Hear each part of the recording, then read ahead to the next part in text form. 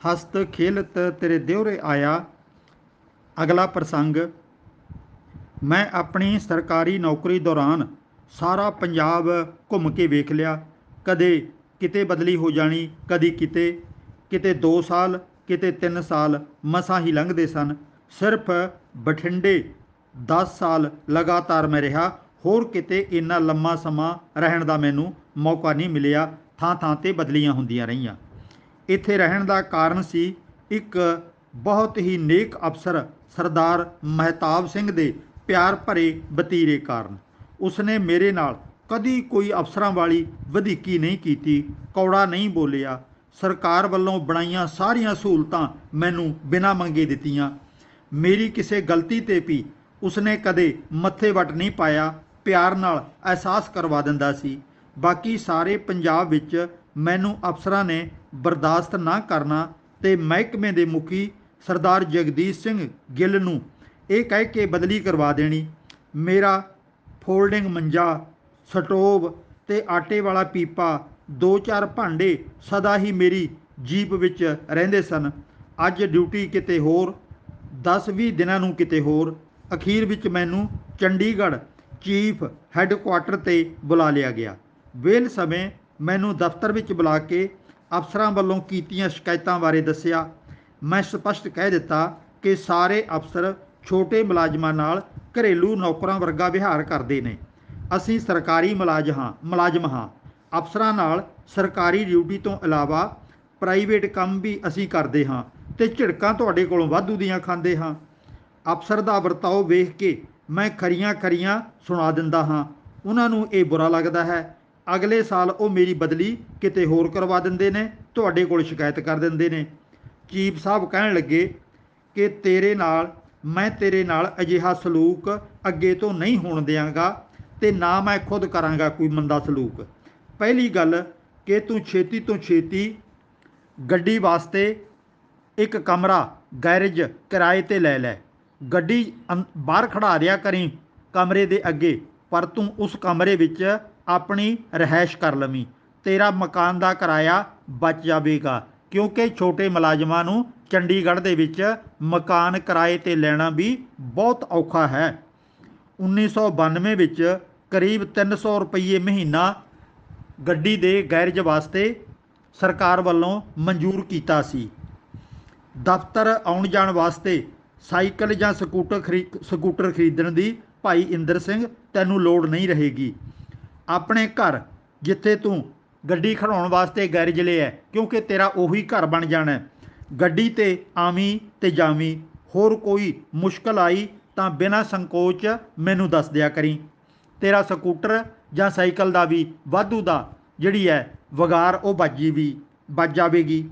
ਮੈਨੂੰ ਹੋਰ ਕਾਹਦੀ ਸ਼ਿਕਾਇਤ ਹੋਣੀ ਸੀ। ਇਸ ਭਲੇ ਅਫਸਰ ਨੇ ਇੰਨੀ ਆਪਣੱਤ ਵਾਲਾ ਸਲੂਕ ਕੀਤਾ, ਮੈਂ ਕੰਮ ਤੋਂ ਕਿਉਂ ਇਨਕਾਰ ਕਰਨਾ ਸੀ। ਸਰਦਾਰ ਜਗਦੀਸ਼ ਸਿੰਘ ਗਿੱਲ ਦੇ 2 ਬੱਚਿਆਂ ਦੇ ਇਸ ਸਮੇਂ ਦੌਰਾਨ ਵਿਆਹ ਹੋਏ। ਦੋਵਾਂ ਵਿੱਚ ਧਾਰਮਿਕ ਕੰਮਾਂ ਨੂੰ ਨੇਪਰੇ ਚਾੜ੍ਹਨ ਦੀ ਜ਼ਿੰਮੇਵਾਰੀ ਮੈਨੂੰ ਹੀ ਦਿੱਤੀ ਗਈ, ਜਿਵੇਂ ਪਾਠ ਬੁੱਕ ਕਰਾਉਣਾ, ਪਾਠੀਆਂ ਦਾ ਪ੍ਰਬੰਧ ਕਰਨਾ, ਆਨੰਦ ਕਾਰਜ ਆਦਿ। ਕੋਈ ਸ਼ਿਕਾਇਤ ਦਾ ਮੌਕਾ ਨਾ ਮੈਂ ਦਿੱਤਾ। ਉਸ ਦਾ ਪਰਿਵਾਰ ਵੀ ਮੇਰੇ 'ਤੇ ਖੁਸ਼। ਮੈਨੂੰ ਖੁਸ਼ੀ ਕਿ ਜੋ ਜ਼ਿੰਮੇਵਾਰੀ ਲਾਈ ਸੀ ਠੀਕ ਤਰ੍ਹਾਂ ਮੈਂ ਨਿਭਾ ਦਿੱਤੀ ਹੈ। ਪਰਿਵਾਰ ਨੂੰ ਕੋਈ ਉਲਾਂਭੇ ਦੇਣ ਦਾ ਮੌਕਾ ਨਹੀਂ ਮਿਲਿਆ। 1 ਸਾਲ ਗੁਜ਼ਰ ਗਿਆ। ਇੱਥੇ ਡਿਊਟੀ ਕਰਦਿਆਂ ਸਭ ਠੀਕ ਹੀ ਚੱਲਦਾ ਰਿਹਾ। ਇੱਕ ਦਿਨ ਚੀਫ ਸਾਹਿਬ ਨੇ ਮੈਨੂੰ ਆਪਣੇ ਦਫ਼ਤਰ ਅੰਦਰ ਬੁਲਾਇਆ। ਕਹਿਣ ਲੱਗੇ ਕਿ ਕੁਝ ਬੰਦਿਆਂ ਨੇ ਤੇਰੇ ਵਿਰੁੱਧ ਸ਼ਿਕਾਇਤ ਕੀਤੀ ਹੈ ਕਿ ਤੂੰ ਦਫ਼ਤਰ ਵਿੱਚ ਧਰਮ ਪ੍ਰਚਾਰ ਬੋਲ ਕੇ ਕਰਦਾ ਰਹਿੰਦਾ ਹੈ ਅਤੇ ਦਫ਼ਤਰ ਵਿੱਚ ਧਾਰਮਿਕ ਕਿਤਾਬਾਂ ਵੀ ਵੇਚਦਾ ਹੈ। ਕੀ ਇਹ ਠੀਕ ਹੈ? ਮੈਂ ਕਿਹਾ, ਕਿਰਪਾ ਕਰਕੇ ਉਹਨਾਂ ਬੰਦਿਆਂ ਨੂੰ ਮੇਰੇ ਸਾਹਮਣੇ ਬੁਲਾ ਲਓ ਜਿਨ੍ਹਾਂ ਨੇ ਤੁਹਾਡੇ ਕੋਲ ਮੇਰੀ ਸ਼ਿਕਾਇਤ ਕੀਤੀ ਹੈ। ਚੀਫ ਸਾਹਿਬ ਕਹਿਣ ਲੱਗੇ, ਇੰਦਰ ਸਿੰਘ, ਤੇਰਾ ਸੁਭਾਅ ਕੁਝ ਸਖਤ ਹੈ। ਉਹ ਬੰਦੇ ਜੇ ਇੱਥੇ ਤੇਰੇ ਸਾਹਮਣੇ ਆ ਗਏ ਕਿਤੇ ਝਗੜਾ ਨਾ ਹੋ ਜਾਵੇ। ਮੈਂ ਕਿਹਾ, ਚੀਫ ਸਾਹਿਬ, ਮੈਂ ਵਾਅਦਾ ਕਰਦਾ ਹਾਂ ਤੁਹਾਡੇ ਸਾਹਮਣੇ ਗੱਲ ਹੋਵੇਗੀ, ਝਗੜਾ ਨਹੀਂ ਹੋਵੇਗਾ। ਮੇਰੇ 'ਚ ਇੰਨੀ ਹਿੰਮਤ ਕਿੱਥੇ ਕਿ ਤੁਹਾਡੇ ਸਾਹਮਣੇ ਮੈਂ ਕੋਈ ਵਧੀਕੀ ਕਰ ਸਕਾਂ। ਫਿਰ ਤੁਸੀਂ ਸਜ਼ਾ ਵੀ ਤਾਂ ਮੈਨੂੰ ਦੇ ਸਕਦੇ ਹੋ। ਚੀਫ ਸਾਹਿਬ ਨੇ ਆਪਣੇ ਪੀਐਨ ਨੂੰ ਬੁਲਾਇਆ। ਆਖਣ ਲੱਗੇ, ਜਾ ਭਾਈ, ਆਹ 2 ਬੰਦਿਆਂ ਨੂੰ ਬੁਲਾ ਕੇ ਲਿਆ। ਦੋਵੇਂ ਕਲਰਕ ਅੰਦਰ ਆ ਗਏ। ਕਲਰਕ ਕਹਿਣ ਲੱਗਿਆ, ਹਾਂਜੀ की हुक्म है? चीफ साहब कहन लगे, इंद्र सिंह नूं तुहाडी शिकायत दसी सी, उस बाबत बुलाया है। बैठ जाओ, इस नाल तुहानूं जो गिला है दोबारा दस दिओ।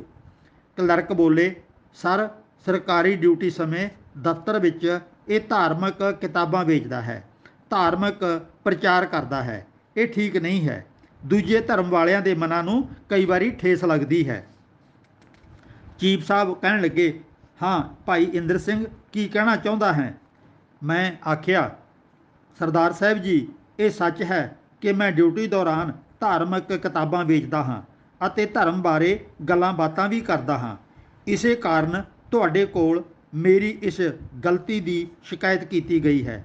ਮੈਂ ਨਿਮਰਤਾ ਸਹਿਤ ਤੁਹਾਨੂੰ ਦੱਸਣਾ ਚਾਹੁੰਦਾ ਹਾਂ ਕਿ ਦਫ਼ਤਰ ਦਾ ਨਿਰਧਾਰਤ ਸਮਾਂ ਸਵੇਰੇ 9 ਵਜੇ ਤੋਂ ਲੈ ਕੇ ਸ਼ਾਮ 5 ਵਜੇ ਤੱਕ ਹੈ।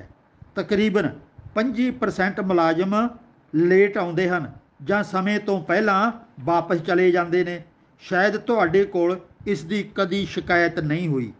ਬਹੁਤ ਸਾਰੇ ਮੁਲਾਜ਼ਮਾਂ ਦੇ ਪ੍ਰਾਈਵੇਟ ਕਾਰੋਬਾਰ ਹਨ। ਇਹ ਬਹੁਤ ਸਮਾਂ ਫੋਨ ਰਾਹੀਂ ਜਾਂ ਲਿਖਤ ਰਾਹੀਂ ਆਪਣੇ ਹੀ ਪ੍ਰਾਈਵੇਟ ਕੰਮ ਕਰਦੇ ਹਨ। ਇਸ ਸਮੇਂ ਵਿੱਚ ਦਫ਼ਤਰੀ ਕੰਮ ਨਹੀਂ ਕਰਦੇ। ਤੁਹਾਡੇ ਤੱਕ ਇਹਦੀ ਕਦੀ ਸ਼ਿਕਾਇਤ ਨਹੀਂ ਹੋਈ।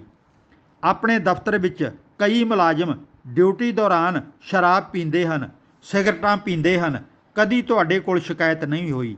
ਇੱਥੇ 2 ਲੜਕੀਆਂ ਦਫ਼ਤਰ ਵਿੱਚ ਕੰਮ ਕਰਦੀਆਂ ਹਨ। ਉਹਨਾਂ ਨਾਲ ਅਸ਼ਲੀਲ ਹਰਕਤਾਂ ਜਾਂ ਅਸ਼ਲੀਲ ਬੋਲੀ ਬੋਲਦਿਆਂ ਨੂੰ ਮੈਂ ਖੁਦ ਵੇਖ ਚੁੱਕਿਆ ਹਾਂ। ਤੁਹਾਡੇ ਤੱਕ ਕਿਸੇ ਨੇ ਕਦੀ ਸ਼ਿਕਾਇਤ ਨਹੀਂ ਪਹੁੰਚਾਈ। ਇਸੇ ਦਫ਼ਤਰ ਵਿੱਚ ਕੰਮ ਕਰਾਉਣ ਬਦਲੇ ਰਿਸ਼ਵਤ ਲਈ ਜਾਂਦੀ ਹੈ। ਕੰਮ ਮੁਤਾਬਕ ਸੌਦੇ ਹੁੰਦੇ ਹਨ। ਤੁਹਾਡੇ ਤੱਕ ਕਦੇ ਸ਼ਿਕਾਇਤ ਨਹੀਂ ਆਈ। ਬਹੁਤ ਸਾਰੇ ਮੁਲਾਜ਼ਮਾਂ ਨੇ ਦੇ ਆਪਣੇ ਮਕਾਨ ਹਨ, ਪਰ ਉਹ ਸਾਰੇ ਸਰਕਾਰ ਤੋਂ ਮਕਾਨ ਦਾ ਕਿਰਾਇਆ ਭੱਤਾ ਵਸੂਲ ਕਰਦੇ ਹਨ। ਤੁਹਾਡੇ ਤੱਕ ਕੋਈ ਸ਼ਿਕਾਇਤ ਨਹੀਂ ਆਈ। ਇਹ ਸਾਰੇ ਨਿਯਮਾਂ ਵਿਰੋਧੀ ਕੰਮ ਇਹਨਾਂ ਭਰਾਵਾਂ ਨੂੰ ਠੀਕ ਲੱਗਦੇ ਹਨ। ਮੈਂ ਇਹਨਾਂ ਨੂੰ ਚੰਗੀ ਮੱਤ ਦੇਣ ਵਾਸਤੇ ਗੁਰਬਾਣੀ 'ਤੇ ਆਧਾਰਿਤ ਕਿਤਾਬਾਂ ਪੜ੍ਹਨ ਨੂੰ ਦਿੰਦਾ ਹਾਂ ਤਾਂ ਮੈਂ ਬਹੁਤ ਬੁਰਾ ਬਣ ਗਿਆ। ਮੈਂ ਦੁਨੀਆ ਦੇ ਗਿਆਨਵਾਨ ਪੁਰਖਾਂ ਦੀਆਂ ਕਿਤਾਬਾਂ ਪੜ੍ਹਨ ਨੂੰ ਕਹਿੰਦਾ ਹਾਂ ਤਾਂ ਵੀ ਮੈਂ ਬੁਰਾ ਹਾਂ। ਗੁਰਬਾਣੀ ਵਿੱਚੋਂ ਪੰਕਤੀਆਂ ਪੜ੍ਹ ਕੇ ਸੁਣਾਉਂਦਾ ਹਾਂ, ਸ਼ਰਾਬ, ਬੀੜੀ ਅਤੇ ਹੋਰ ਬੁਰਾਈਆਂ ਛੱਡਣ ਨੂੰ ਕਹਿੰਦਾ ਹਾਂ ਤਾਂ ਮੈਂ ਬੁਰਾ ਹਾਂ। ਮੇਰੀਆਂ ਇੰਨੀਆਂ ਸਾਰੀਆਂ ਬੁਰਾਈਆਂ ਵੀ ਤੁਹਾਡੇ ਕੋਲ ਸ਼ਿਕਾਇਤ ਪਹੁੰਚ ਗਈ।